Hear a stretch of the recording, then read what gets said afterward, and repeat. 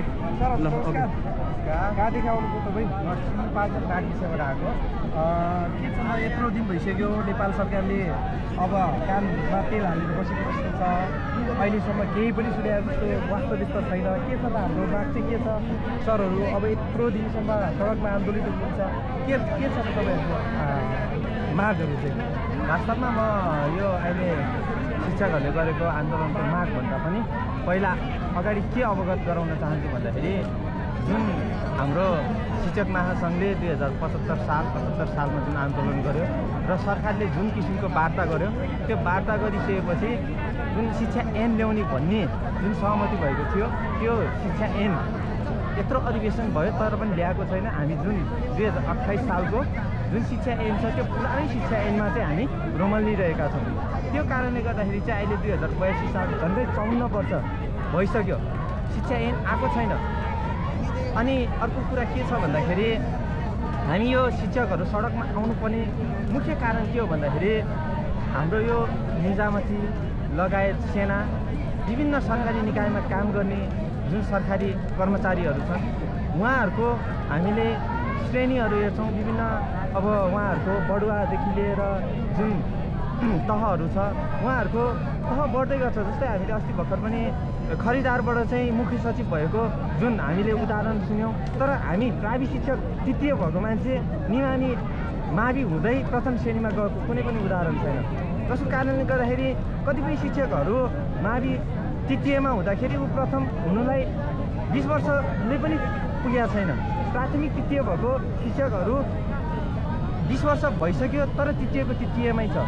हाम्रो मागको कुरामा जाँदाखेरि के भन्न चाहन्छु भन्दाखेरि सरकारले अहिले जुन कुरा सुनेको छैन त्यो सुन्नै पर्छ। बुद्धिजीवी वर्ग, प्राज्ञिक वर्ग सडकमा आउनुपर्ने भन्ने यो शान्तिपूर्ण आन्दोलनलाई चाहिँ सरकारले जुन कानमा तेल हालेर बसेको छ यस्तो गर्नु पक्कै पनि राम्रो होइन। सरकारको गम्भीर ध्यान आकर्षण होस्, तत्काल हाम्रो शिक्षकहरूको जुन माग छ त्यो चाहिँ पुरा होस् भन्न चाहन्छु र हाम्रो शिक्षकहरूले जुन माग उठाएको छ त्यो मागहरू तुरन्त सम्बोधन होस्।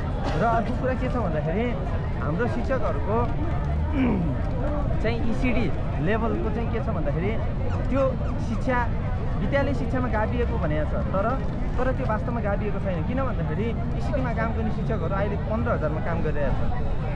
सरकारले अहिले के भनेको छ भन्दाखेरि न्यूनतम पनि 17,500 रुपियाँ चाहिँ न्यूनतम पैसा हुनुपर्छ, उसको पारिश्रमिक हुनुपर्छ भनेको छ। तर इसिडीमा काम गर्नेहरूको 15,000मा काम गरिरहेको छ। र अर्को कुरा के छ भन्दाखेरि अरू निजामती लगायत विभिन्न चाहिँ यो सेवामा काम गरिरहेको जुन कर्मचारीहरू छन् उनीहरू अस्थायीमा 15 वर्ष काम गरेर उनीहरू 16 वर्षमा थाहै हुन्छ भने त्यो अस्थायी अवधि पनि जोडिरहेको छ। तर हामी शिक्षकमा चाहिँ त्यो जोडिएको अवस्था छैन।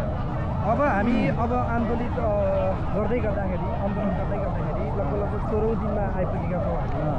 के अब साँच्चै हामी शिक्षकहरू यो आन्दोलनबाट के सकारात्मक यो सरकारहरूले चाहेको ऐन कानुन लिएर नै जान्छौँ भन्ने तपाईँहरूको के त्यो छ त? दृढ छ?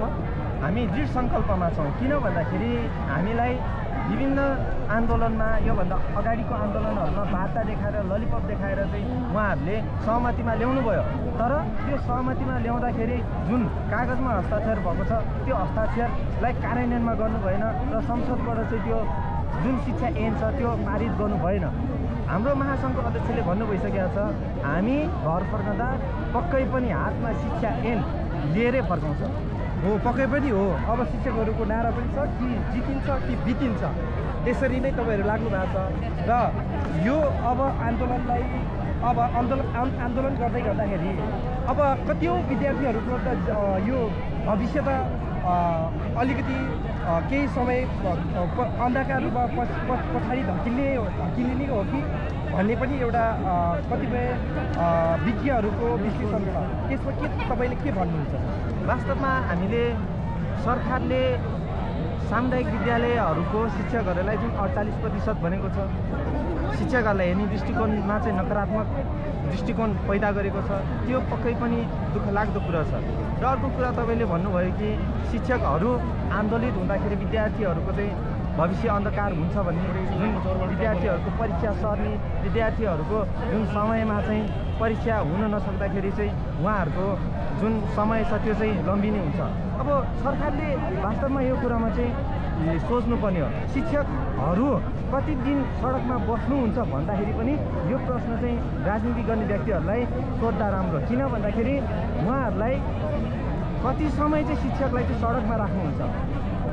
विद्यार्थीको चिन्ता हामी शिक्षकलाई छ, पक्कै छ, उहाँहरूको भविष्य चाहिँ अन्धकार होला भन्ने हामीलाई पनि चिन्ता छ। तर यो विषयमा राज्यले गम्भीर भएर सोच्नुपर्ने आवश्यक छ।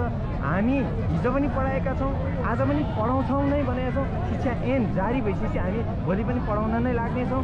यो विषयमा राज्यले त्यो पढाउने वातावरण, अध्यापन गर्ने वातावरण निर्माण गरिदियो भने हामी पक्कै पनि आफ्नो सेवामा दृढ भएर लाग्नेछौँ।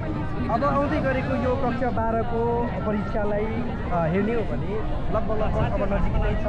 केही समयपछि कक्षा 12को परीक्षा पनि हुँदैछ। त्यसको सम्बन्धित तपाईँहरूले के सोच्नु भएको छ? के कक्षा 12को विद्यार्थीहरूको भविष्यलाई अन्धकारमा राख्ने हो कि तपाईँहरूले त्यो परीक्षालाई पूर्ण रूपमा सञ्चालन गर्दै अगाडि बढ्ने हो? के सोचाइ छ तपाईँहरूको? के छ? वास्तवमा मैले अघि पनि भने हामी यो सडकमा आएका होइनौँ, आउन बाध्य पारिएको। यो सरकारले शिक्षकहरूलाई यो सडकमा आउनु बाध्य पारेको कारणले गर्दाखेरि आज हामी शिक्षकहरू सडकमा आउन बाध्य छौँ। अब सरकारले कसरी सोचेको छ? अब जस्तै एससीको चाहिँ नतिजा आउन बाँकी छ, प्लस 2को चाहिँ अहिले परीक्षा हुन लागिरहेको छ, हामी शिक्षकहरू सडकमा छौँ। अब यो सरकारले चाहिँ तत्काल सोचेर शिक्षकहरूको जुन माग छ त्यसलाई तत्काल सम्बोधन गरेर शिक्षा ऐन ल्याउनु भयो भने हामी तत्कालै आफ्नो विद्यालयमा लाग्नेछौँ, एससीको कपीहरू चेक गर्नेछौँ र हाम्रो हातमा शिक्षा ऐन भयो भने हामी भोलिको दिनमा नै हामी आफ्नो विद्यालयमा कार्यक्षेत्रतर्फ लाग्नेछौँ। हस्, तपाईँको समयको लागि धेरै धेरै धन्यवाद। पक्कै पनि तपाईँहरूको शिक्षा ऐन सरकारले सम्बोधन गर्नुहुन्छ, हामी पनि यसमा लागि पर्नेछौँ। त्यो दिन जब हामी शिक्षकहरू एक साथ उभिएर भन्नेछौँ कि नेपाल सरकारलाई पक्कै पनि हामीले धन्यवाद दिन्छौँ। जुन हामीले सोचेको जस्तो शिक्षा ऐन आउनुपर्छ, त्यो शिक्षा ऐनको हामी प्रतीक्षामा छौँ। त्यसैले गर्दाखेरि हामी जहिले पनि अगाडि बढ्नुपर्छ। विद्यार्थीहरूको भविष्यलाई मात्र नभएर यो सिङ्गो देशको युवाहरू विदेश पलायन भएको छ, त्यसको लागि पनि शिक्षा ऐन आउनुपर्छ। मलाई चाहिँ त्यही लाग्छ। हस्, धन्यवाद। मलाई समय दिनुभयो, यो प्लेटफर्ममा बोल्ने अवसर दिनुभयो र म फेरि पनि सरकारलाई के अवगत गराउन चाहन्छु भन्दाखेरि तत्काल शिक्षकहरूको माग सम्बोधन होस्, शिक्षा ऐन जारी होस्। हामी 28 सालको पुरानो शिक्षा ऐनमा कति चाहिँ रुमल लिएर बस्छौँ। अब नयाँ शिक्षा ऐन आवश्यक परेको छ। हामी विद्यार्थीको पढाइप्रति चिन्तित छौँ। सरकारले त्यो विषयमा सरकारले चाहिँ चिन्तित भएर लागिदिनु पर्यो। हामी शिक्षकलाई सडकमा होइन कार्यक्षेत्रतर्फ लाग्ने वातावरण सिर्जना गरिदिनु पर्यो भन्दै शिक्षक एकता जिन्दाबाद। हस्त, नमस्ते।